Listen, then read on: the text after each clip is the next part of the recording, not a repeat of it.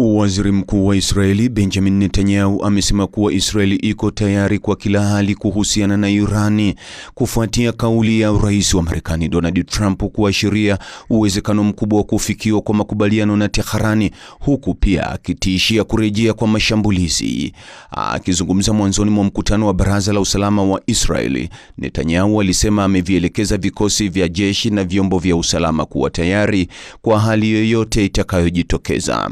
Tumekuwa tayari kwa kila hali, na hayo ndiyo maelekezo niliyoyatoa kwa jeshi na vyombo vyetu vya usalama, alisema Netanyahu katika taarifa iliyotolewa na ofisi yake, mwisho wa kunukuu.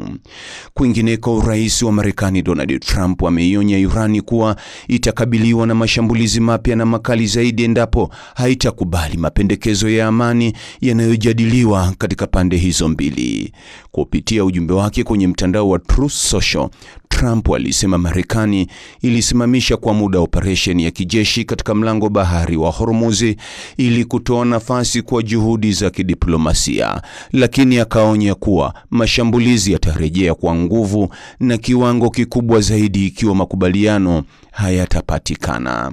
Kauli hiyo imekuja wakati Iran ikisema bado inatafakari pendekezo la Marekani lenye masuala 14 yanayolenga kumaliza vita pamoja na mvutano wa miezi miwili kuhusu udhibiti wa mlango bahari wa Hormuz. Kwa mujibu wa ripoti mbalimbali za Marekani, pendekezo hilo linajumuisha kusitishwa kwa urutubishaji wa nyuklia wa Irani, kuondolewa kwa baadhi ya vikwazo na kurejeshwa kwa usafiri wa meli katika njia hiyo muhimu ya biashara ya mafuta duniani.